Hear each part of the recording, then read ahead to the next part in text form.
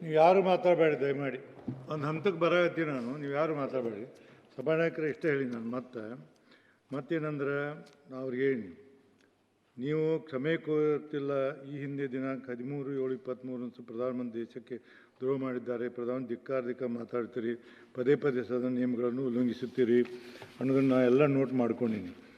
ಆಮೇಲೆ ಇನ್ನೊಂದು ಹೇಳ್ಬಿಡ್ತು ಸಭಾನಾಯಕರು, ಪೀಠದಿಂದ ನಿಮ್ಮ ಮೇಲೆ ಕ್ರಮ ತೆಗೆದುಕೊಳ್ಳುವುದು ಅವಕಾಶ ಮಾಡಿಕೊಡಬೇಡಿ, ಬೇಕು ಷರತ್ತು ಕ್ಷಮೆ ಕೇಳಿ ಎಂದು ಮತ್ತೊಮ್ಮೆ ಪೀಠದಿಂದ ಹೇಳುತ್ತೇನೆ.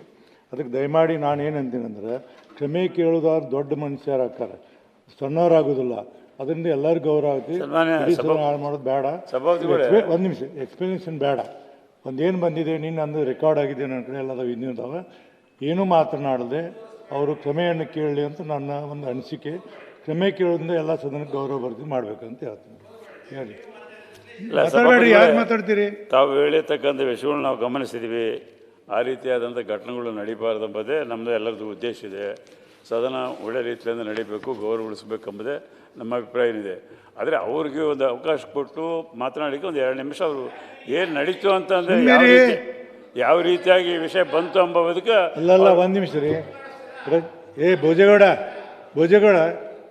ಏನ್ರಿ ನೀವು ಕೂತ್ಕೊಂಡು ಮಾತಾಡತ್ತೀನಿ ನೋಡ್ರಿ. ಸರ್ ಈಗ ಸಭಾನಾಯಕರೇ, ಪ್ರಶ್ನೆ ಬಂದಿದ್ದೇನು, ಅವ್ರ ಎಕ್ಸ್ಪ್ಲನೇಷನ್ ಬೇಡ.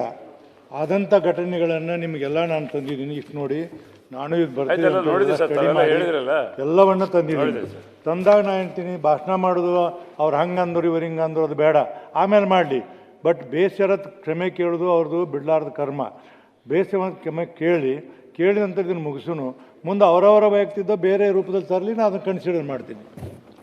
ಇಷ್ಟು ಬಿಟ್ಟು ನೋಡಿ ಬಂದಾಗ ಈ ಪಾಕಿಸ್ತಾನ ನಾಲ್ಗೆ ಅಂತ ಅದೆಲ್ಲ ಆಮೇಲೆ ಅದನ್ನ ನಾವು ಅವರು ವಿಷಾದ ಪಡಿ ಇದು ಮಾಡಲಿ. ಸರಿ, ನೀವು ಕೊಡಿ. ಪಾಕಿಸ್ತಾನ ನಾಲ್ಗೆ ಅಂತ ಹೇಳೋದು ನಾವು ನೀವು ಕೊಡಿ. ಪಾಕಿಸ್ತಾನ ನಿಮ್ಗೇನಾಗ್ತಿದ್ದೀರಿ? ಅವ್ರು ಪಾಕಿಸ್ತಾನ ಅಂದ್ರೆ ಮತ್ತೆ ಯಾಕೆ ಹೇಳಿದ್ದು ಪಾಕಿಸ್ತಾನ? ನೀವು ಏನ್ ಮಾಡ್ತೀರಿ ಹೇಳಿ? ಉಳಿದೆಲ್ಲ ಪಾಕಿಸ್ತಾನ ನಾಲ್ಗೆ ಉಳಿದೆಲ್ಲ ಬೇಡ. ಈಗ ನೀವೇನ್ ಮಾಡ್ತೀರಿ? ಕ್ಷಮೆ ಕೇಳ್ತಿರಿಲ್ಲ? ಫಸ್ಟ್ ಅದು ತೀರ್ಮಾನ ಮಾಡಿ. ಇಲ್ಲ, ನಾ ಇದನ್ನ ಹೇಳ್ತೀನಿ. ಆಯ್ತು. ನಮ್ಗೆ ಭಾರಿ ನೋವಾಗಿದೆ. ಇವತ್ತಿನ ದಿವಸ ವಿಶ್ವಗುರು ಅಂತ ಯಾರಾದ್ರೂ ಈ ರಾಷ್ಟ್ರದಲ್ಲಿ ಇದ್ರೆ ಮಹಾತ್ಮ ಗಾಂಧಿ ಮಾತ್ರ. ವಿಶ್ವಗುರು ಅಂತ ಪ್ರಾರಂಭ ಮಾಡಿದ್ರೆ ಅದೆಲ್ಲ ಭಾರಿ ನೋವಾಗ್ತದೆ ನಮ್ಗೆ. ಅವರು ವಿಶ್ವಗುರುನೇ ಮಹಾತ್ಮ ಗಾಂಧಿ. ಇವರು ಉದ್ದಟತನ. ಮಹಾತ್ಮ ಗಾಂಧೀಜಿ ನಾವು ಒಪ್ಕೊಂತೇವೆ. ಇದು ಉದ್ದಟತನದ ಪರಮಾವಧಿ. ಇದು ಮಹಾತ್ಮ ಗಾಂಧಿ ಈ ರೀತಿ ಕೆಟ್ಟ ಪದಗಳನ್ನು ಬಳಸ್ತಾರೆ ಇವರು. ನೋಡಿ, ಮಾನ್ಯ ಮುಖ್ಯಮಂತ್ರಿಗಳ ಮುಂದೆ ಅವರ ಕಾರ್ಯದರ್ಶಿ ಆಗಕ್ಕೆ ಯೋಗ್ಯತೆ ಇದೆ ಅವ್ರಿಗೆ. ಅವರ ಕಾರ್ಯದರ್ಶಿ ಆಗಲಿಕ್ಕೆ ಯೋಗ್ಯತೆ ಇದೆ ಅವ್ರಿಗೆ. ಅದನ್ನು ಅವ್ರನ್ನ ಮಾನ್ಯ ಮುಖ್ಯಮಂತ್ರಿಗಳಲ್ಲಿ ನಾನು ಮನವಿ ಮಾಡ್ತೇನೆ, ಅವರನ್ನ ಕಾರ್ಯದರ್ಶಿ ಸ್ಥಾನದಿಂದಲೂ ತೆಗಿಬೇಕು. ವಿಶ್ವಗುರು ಅಂತಾರೋ ಬಿಡ್ತಾರೋ ಪ್ರಶ್ನೆ ಇಲ್ಲ, ಆದ್ರೆ ರಾಷ್ಟ್ರದ್ರೋಹಿ ಅಂತ ಹೇಳಿರೋದಕ್ಕೆ ಕ್ಷಮೆಯನ್ನ ಕೇಳಬೇಕು. ನಾವು ಮಹಾತ್ಮ ಗಾಂಧೀಜಿನ ವಿಶ್ವಗುರು ಅಂತ ಒಪ್ಕೊಂತೇವೆ. ನೋಡಿ ಇವ್ರೆ, ನೀವ್ ಯಾಕೆ ಮಾತಾಡ್ತೀರಿ? ಎಲ್ಲ ಹೇಳಿನಿ. ಅವ್ರವ್ರ ವೈಯಕ್ತಿಕ ನಿಮ್ಮ ಪಾಕಿಸ್ತಾನ ಮತ್ತೊಂದು ಸಂಬಂಧ ಇಲ್ಲದ ವಿಷಯ ನಾನು ಮಾತಾಡಕ್ಕೆ ಅವ್ರು ಏನಾರು ಮಾತಾಡ್ಕೊಡಿ. ನನಗೇನಾದ್ರು ಇಲ್ಲಿ ಬಂದಂಥ ಪ್ರಶ್ನೆ ಇಡೀ ಸದನಕ್ಕೆ ಅವಗೌರವ ಆಗೈತಿ. ಪ್ರಧಾನಮಂತ್ರಿ ಮಾಡಿ ನಮಗೆ ಮಾಡಿದಾಗ ಕ್ಷಮೆ ಕೇಳ್ಬೇಕಂತ ಅವ್ರಿಗೆ ಹೇಳಿ. ಅವ್ರು ಕೇಳು ಮಾಡ ತಡೀರಿ. ಕೇಳಲಿಲ್ಲ ಅಂದ್ರೆ ನಂದೇ ಆದಂಥ ಕ್ರಮ ತಗೋತೀನಿ. ಕೂತ್ಕೊಳ್ರಿ. ನೀವು ಸುಮ್ಮನೆ ಕೂತ್ಕೊಳ್ಳಿ, ಬರೀ ಮಾತಾಡೋ ಚಟ ಆಯ್ತು ನಿಮಗೆಲ್ಲ.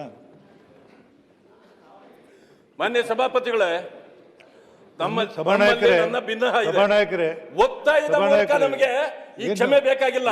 ಮೊದಲು ಅವ್ರನ್ನ ಹೊರಗಾಕಿ, ಎಲ್ಲ ಸರಿ ಹೋಗುತ್ತೆ. ಇನ್ನೊಬ್ರು ಯಾರು ಇಂಥ ಪದಗಳನ್ನ ಆಮೇಲೆ ಬಳಕೆ ಮಾಡೋದಿಲ್ಲ. ಸರಿಯಾದ ಈ ಒಂದು 5 ನಿಮಿಷ ಸದನ ಮುಂದೂಡ್ತೀನಿ.